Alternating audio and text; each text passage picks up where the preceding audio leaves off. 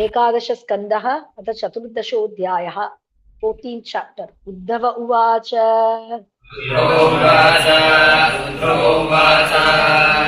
वदन्ति कृष्णश्रेयांसि बहूनि ब्रह्मवादिनः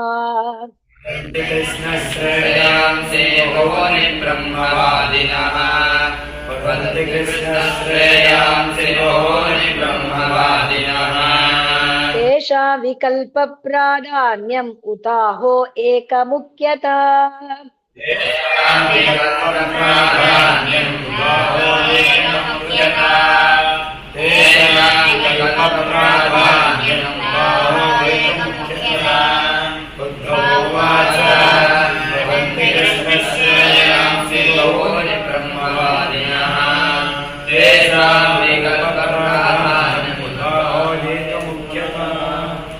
भवतोदाहृतस्वामिन् भक्तियोगो नपेक्षितः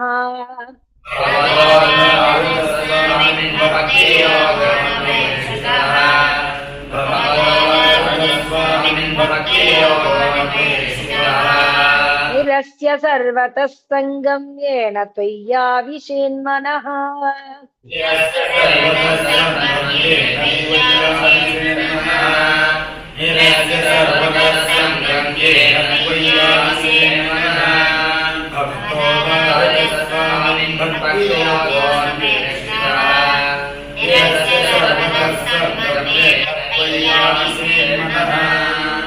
श्रीभगवानुवाच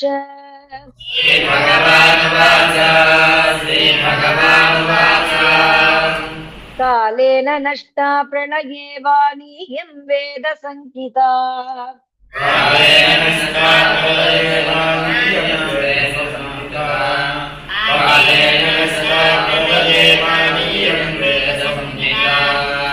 मयादौ ब्रह्मणे प्रोक्ता धर्मो यस्य मदात्मकः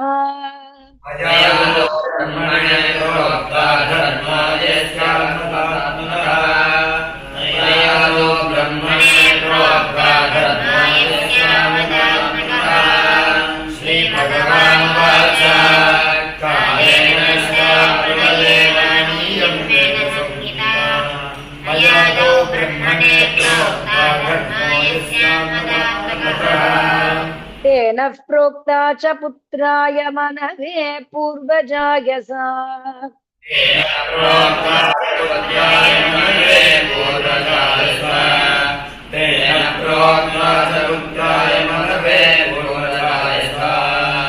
ततो भृग्वादयो गृह्णन् सप्त ब्रह्म महर्षयः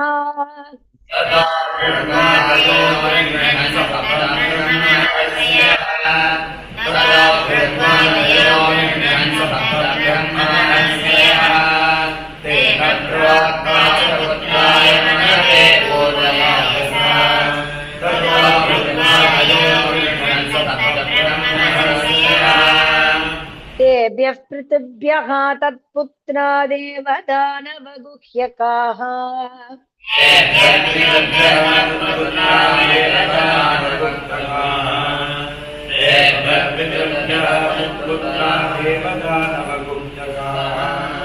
मनुष्याः सिद्धगन्धर्वाः सविद्याधरचारणाः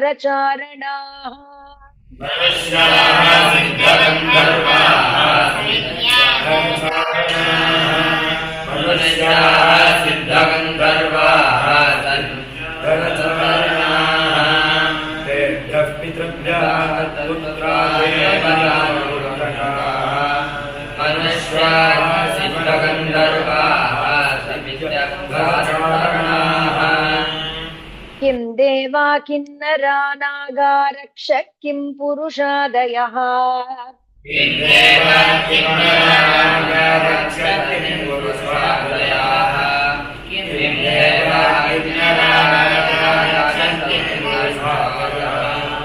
बह्व्यस्तेषां प्रकृतयो रजः सत्त्वतमो भुवः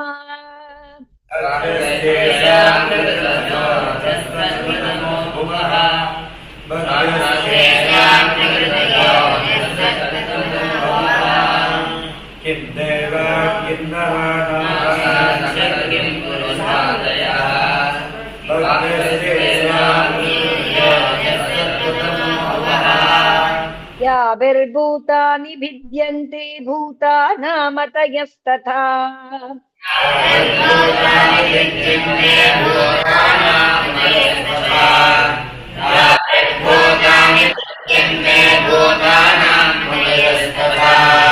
यथा प्रकृति सर्वेषां चित्रावाच स्रवन्तिः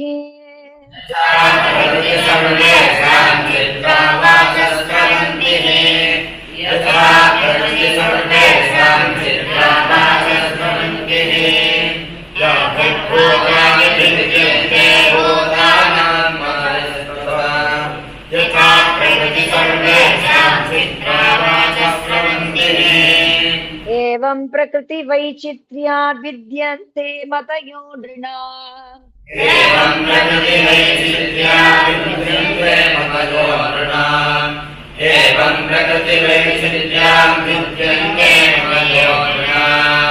पारम्पर्येण केषाञ्चित् पाखण्डमतयो परे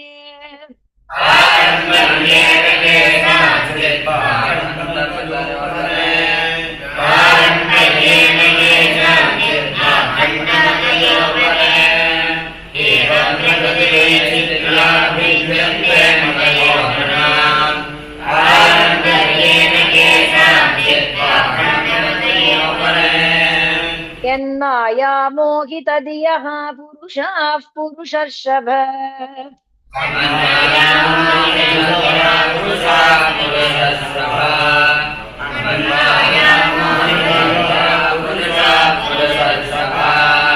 श्रेयो वदन्ति अनेकान्तं यथा कर्म यथा रुचि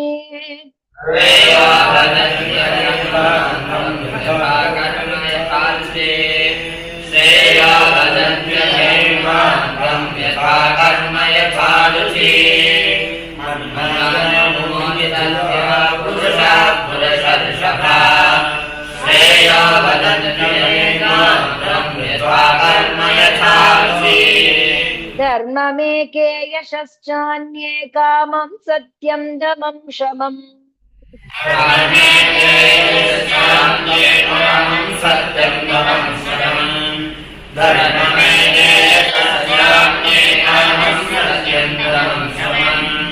अन्ये वदन्ति स्वार्थं वा ऐश्वर्यं त्यागभोजनम्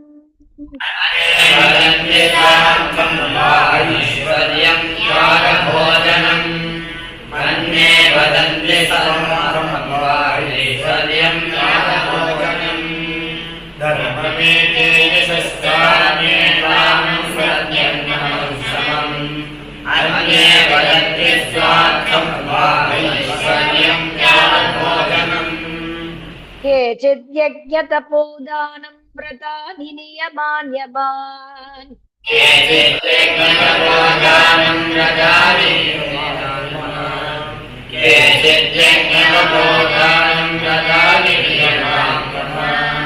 आद्यन्तवन्त एवैषां लोका कर्म विनिर्मिताः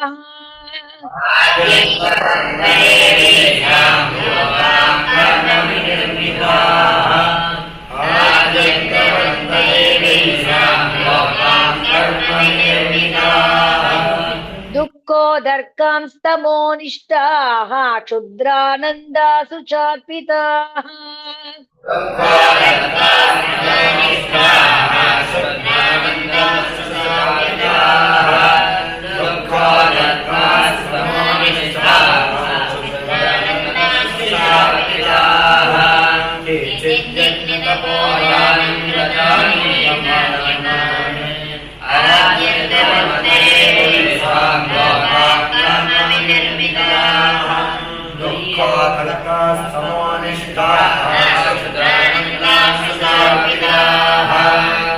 मय्यर्पितात्मनः सभ्यानिरपेक्षस्य सर्वतः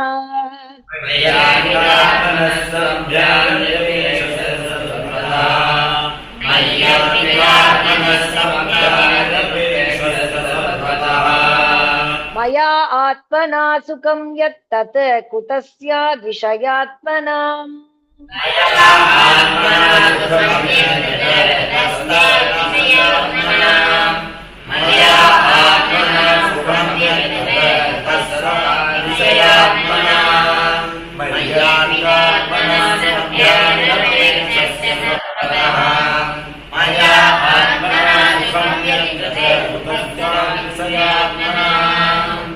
अकिञ्चनस्य दान्तस्य शान्तस्य समचेतसः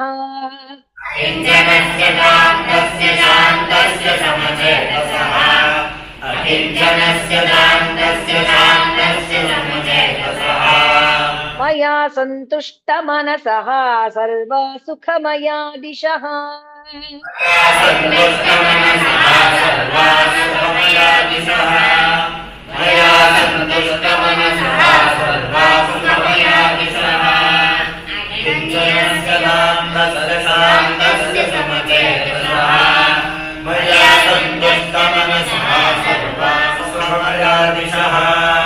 न पारमेष्ट्यं न महेन्द्रदिष्ट्यम्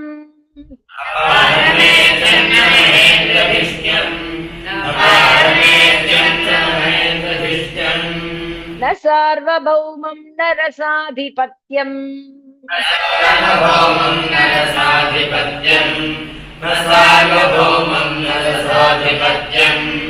न योगसिद्धिः अपुनर्भवं वा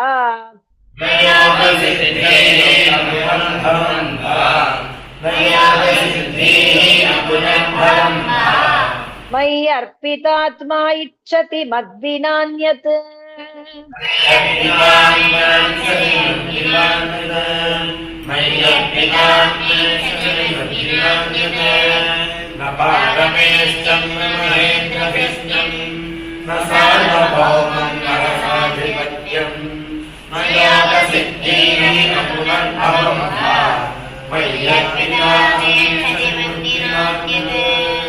न तथा मे प्रियतम आत्मयोनिर्न शङ्करः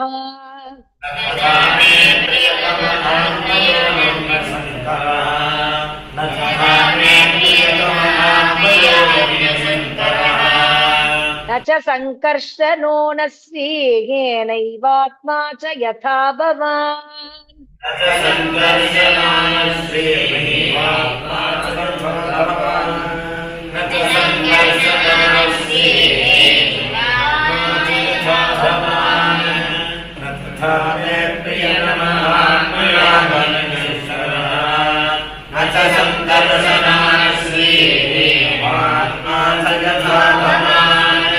निरपेक्षं मुनिं शान्तं निर्वैरं समदर्शनम्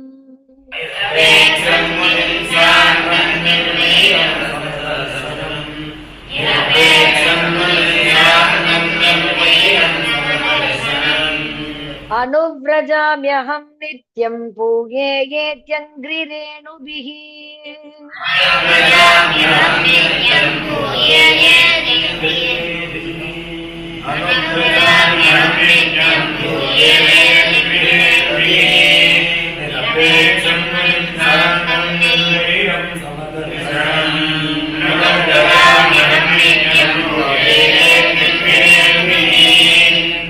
निष्किञ्चना मय्यनुरक्तचेतसः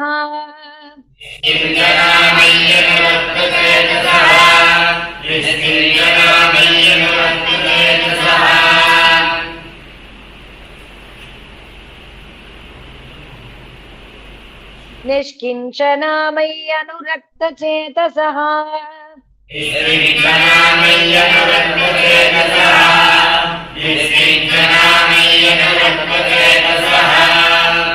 शान्ता महान्तो अखिल जीववत्सलाः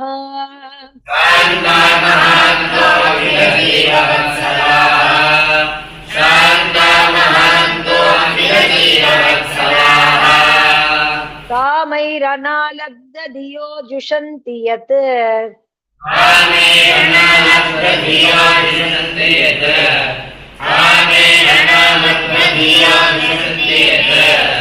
तन्नैरपेक्ष्यं न विदुः सुखं मम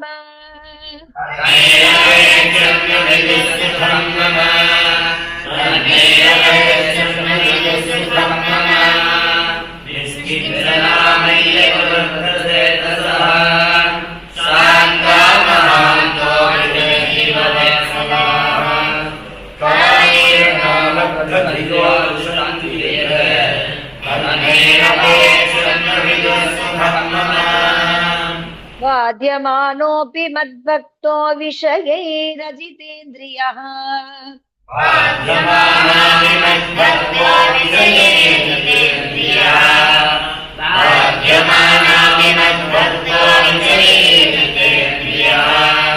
प्रायः प्रगल्भया भक्त्या विषयैर्नाभिभूयते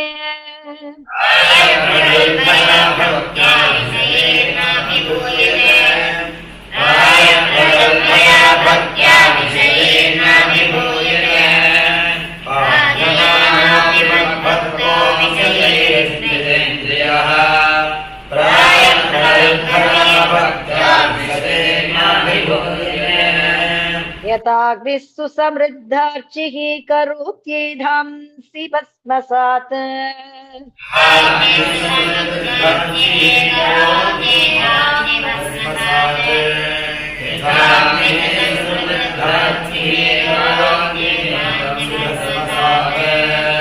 तथा मद्विषया भक्तिः उद्धवैनांसि कृत्स्नशः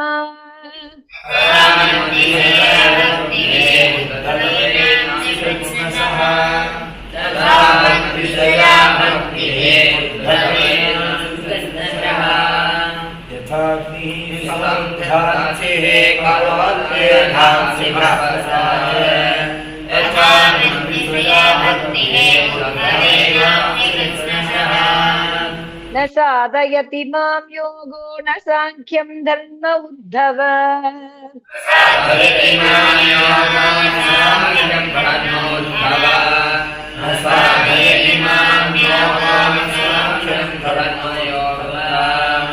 न स्वाध्यायस्तपस्त्यागो यथा भक्तिर्ममोर्जिता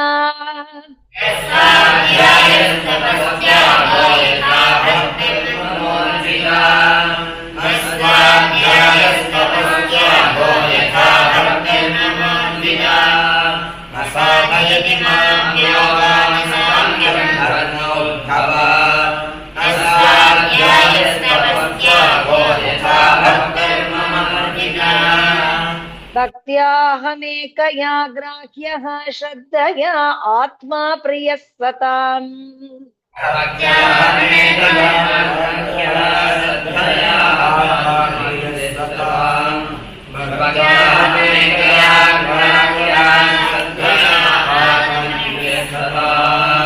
भक्तिः पुनाति मन्निष्ठा श्वपाकानपि सम्भवात्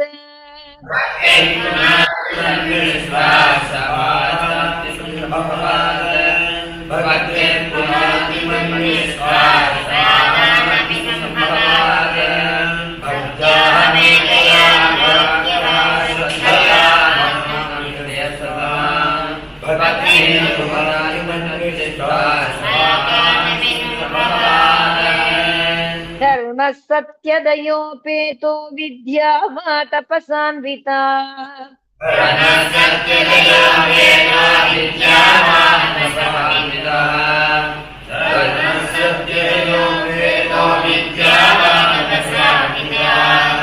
मद्भक्त्यापेतमात्मानं न सम्यक् प्रपुनाति हि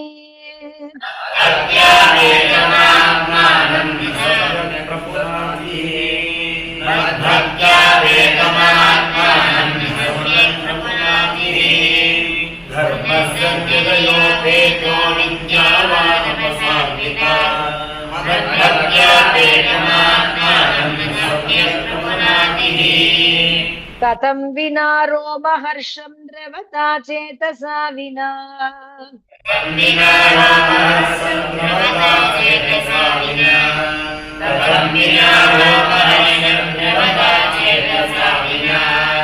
विना आनन्दाश्रुकलया शुद्धेद्भक्त्या विनाशयः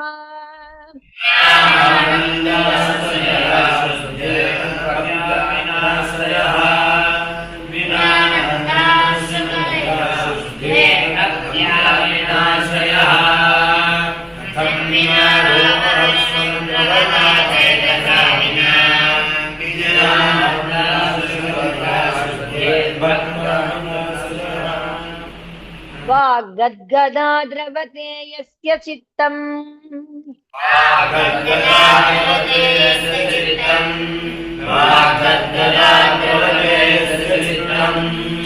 रुदत्यभीक्ष्णं हसति क्वचिच्च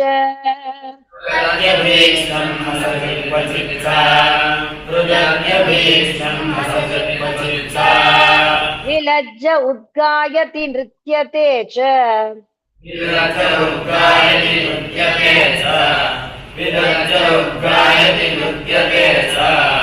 मद्भक्तियुक्तो भुवनं पुनाति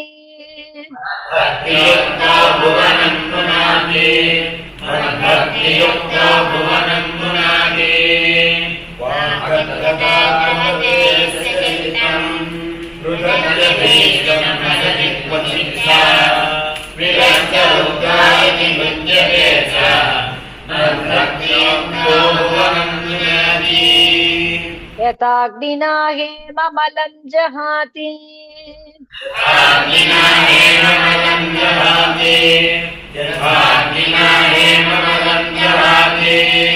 ध्वातं पुनः स्वं भजते च रूपम्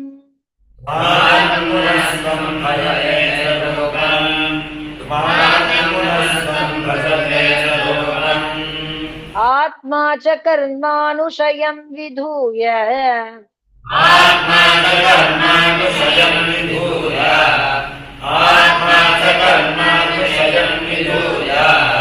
मद्भक्ति योगेन भजत्यथो माम्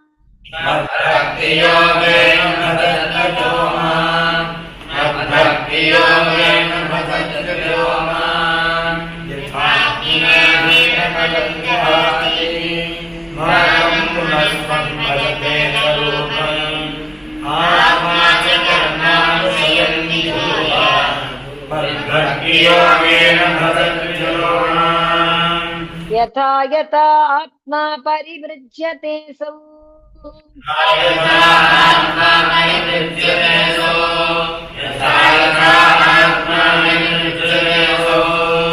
मत्पुण्यगाथा श्रवणाभिधानैः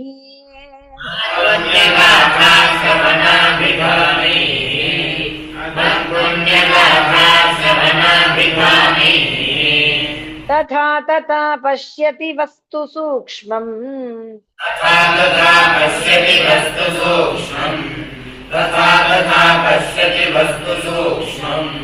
चक्षुर्यतैवाञ्जन सम्प्रयुक्तम्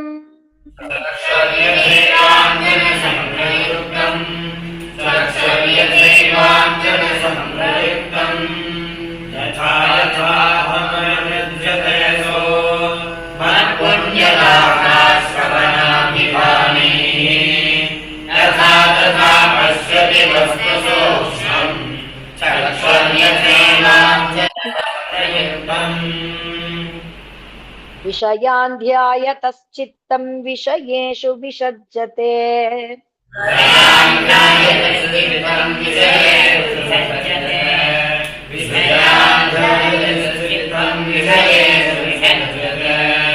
माम् अनुस्मरतः चित्तं मय्येव प्रविलीयते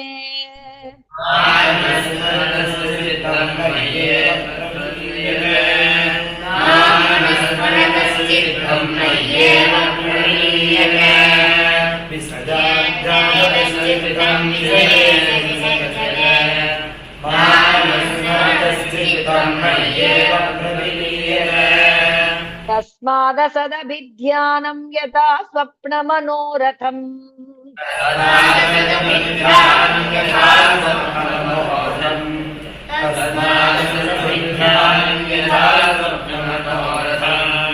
हित्वा मयि समाधत्स्व मनो मद्भावभावितम्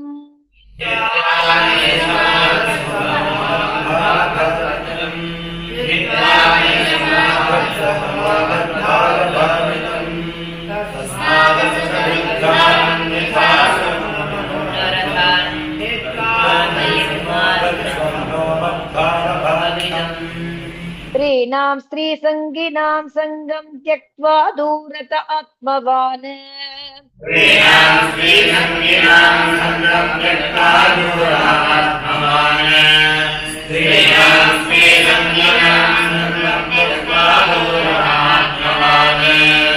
क्षेमे विविक्त आसीनः चिन्तयेत् मामतन्द्रितः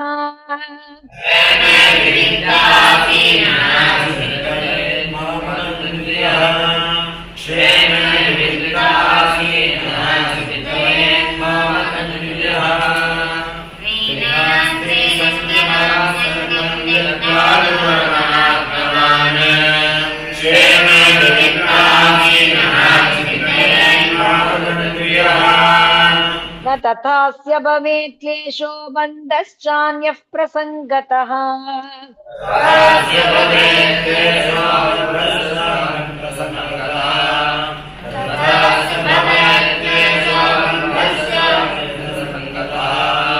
योषित् सङ्गाद् यथा पुंसो यथा तत्सङ्गि सङ्गतः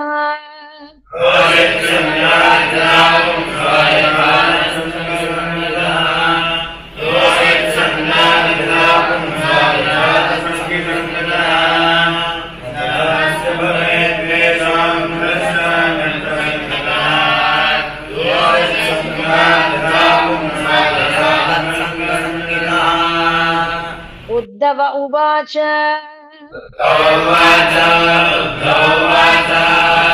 यथा त्वामरविन्दाक्षयादृशं वा यदात्मकम्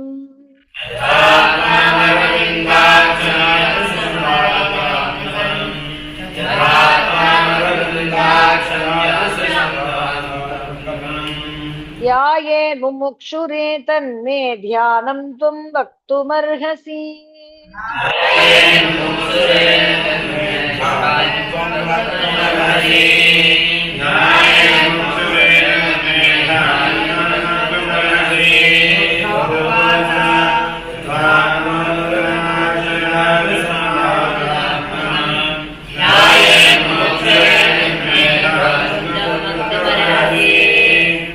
श्री हरये नमः।